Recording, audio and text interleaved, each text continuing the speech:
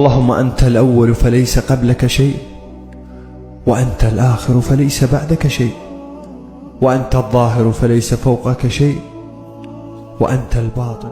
يا عبد الله، يغنيك من الدنيا مصحف شريف، وبيت لطيف، ومتاع خفيف، وثوب نظيف، وكوب ماء ورغيف.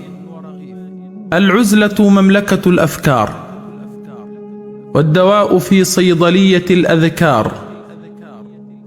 وإذا أنت أصبحت طائعا لربك غناك في قلبك، وأنت آمن في سربك، راض بكسبك، معافى في جسدك، فقد حصلت على السعادة، ونلت الزيادة، وبلغت السيادة.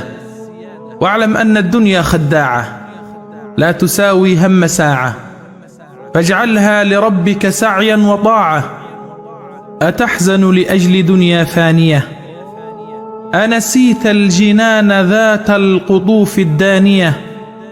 أتضيق والله ربك؟ أتبكي والله حسبك؟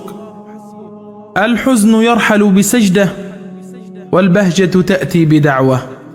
فيا أخي الفاضل، ما لي أراك حزينا منكسرا؟ هون عليك، فما هي إلا دنيا. وثق يا عبد الله تمام الثقة أن هذه الدنيا ما هي إلا أيام، وكل ليلة تمر عليك تقربك من القبر، حتى يأتي الليل الذي لا صبح له إلا يوم القيامة. والله يا إخوتي الموت قريب جدا، لا نضمن يا إخوتي إذا نمنا أن نستيقظ غدا.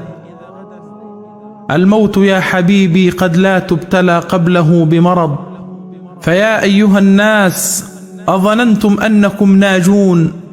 انتبهوا يا معشر النيام، يا من تأكلون الحرام، يا من أكلتم ميراث البنات، يا